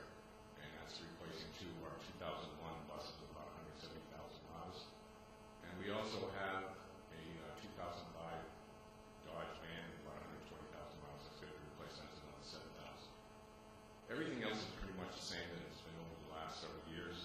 But generally speaking, this is what we produce on an annual basis. And one of the interesting pieces, too, is that when I talk about trips, that's a lot of the activities that happen between regular transportation in the morning and the afternoon, and including athletics, obviously. We support over 1,000 trips a year, and that's not vehicles going out, that's just trips. Some have multiple vehicles, so that's a lot of activities in itself. So we're busy on a day-to-day basis, and we have a limited staff, but pretty much that's what you get for what we're proposing.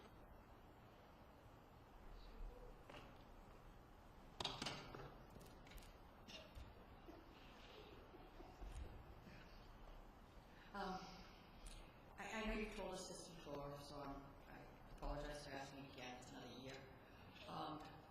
The real school, the repairs, and the fuel. Do we pick up that cost or do we get reimbursed? I never remember this. No, we support that portion of the operation.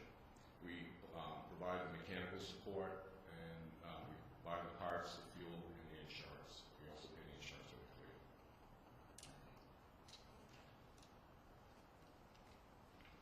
Does anybody else have anything for, am I right? Eric? Might be for Dawn, but I know that in a couple areas insurance is not on. I knew you were looking into that. That's something that you're. Yes, I'm still working with Cross. There's a 7% increase in P&L at this point, so the property liability insurance and fleet insurance has been increased 7%. Hopefully that comes down. In terms of health insurance, we budgeted 12. We paid 5% increase this year. We paid 11% the year before. The MEA Trust has promised to get the high. They have 3 tiers. The most expensive tier, they plan to communicate in the next week or so, which at least will tell us what the top end is, so that may be helpful. The dental insurance is budgeted increases 5%, so hopefully closer to raise your hand time, those numbers go down. I really think it's, thank you for indulging me. I have to tell you though, when you think about these people who, first of all, we have material things, right? We have stuff, we have buildings, we have buses, and I'm continually told by others that are in my peer group, if you will, how proud they are of the way that these buildings look, the way that these buses look. Have you driven by buses in other districts and seen that they may not be quite yellow anymore, for example? And really, it's the mechanical piece, which I know, and I appreciate Bruce Roy's hard work in that regard. So, just a wonderful staff. The kitchens look amazing, and I just feel like it needs to be said that I think this is a pretty special place. Here. Yeah, I mean, accolades all the way around. I mean, and I don't think I've heard from staff or from people who are in the facilities or games or anything else, anything that is negative. It's always been positive. It's like, I can't tell you how many people say, well, you have people that like the cleanest buildings. In fact, I want to tell you that one of our principal's sons sat behind me last night, and the discussion was, he said, my school, no way is it ever this clean. And it's the same thing. It's the same thing with the buses and everything else. And I'm sure we all share Dawn's viewpoint on how appreciative we are of all the work that everyone in the district does to make this a safe and healthy place and a wonderful place for kids to have their learning experience. It's a nice field. Does anybody else have anything they'd like to add to Mr. Keller? May I say one more thing? To your point, I think Sandy asked me to put together something, I think it was just before the holidays. Channel, one of the local news stations had a so-called expose on defects in buses. So we put together something, and to the points that are being made right now, is we go to great lengths to take care of the fleet. And it's a valued asset, obviously, and it's a lot of money to the taxpayers of these communities. And the program, just the inspections, just the mechanical pieces, one thing, but just making sure they look good. During the summer, we replace all the seats, the cushions, and actually we have one person on site that's reconditions the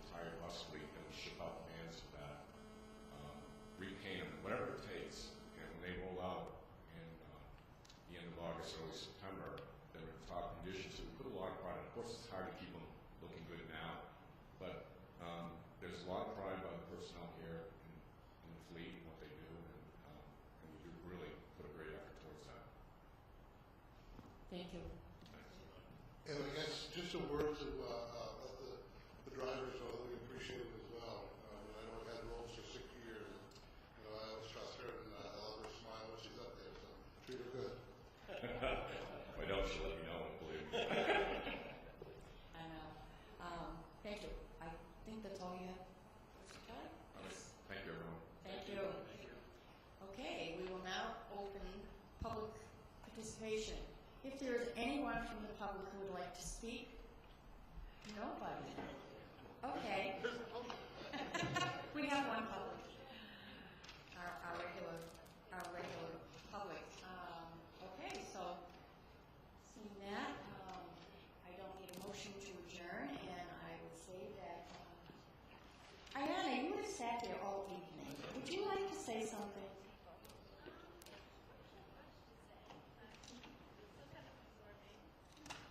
Okay. Thank you. Thank you for coming. All right.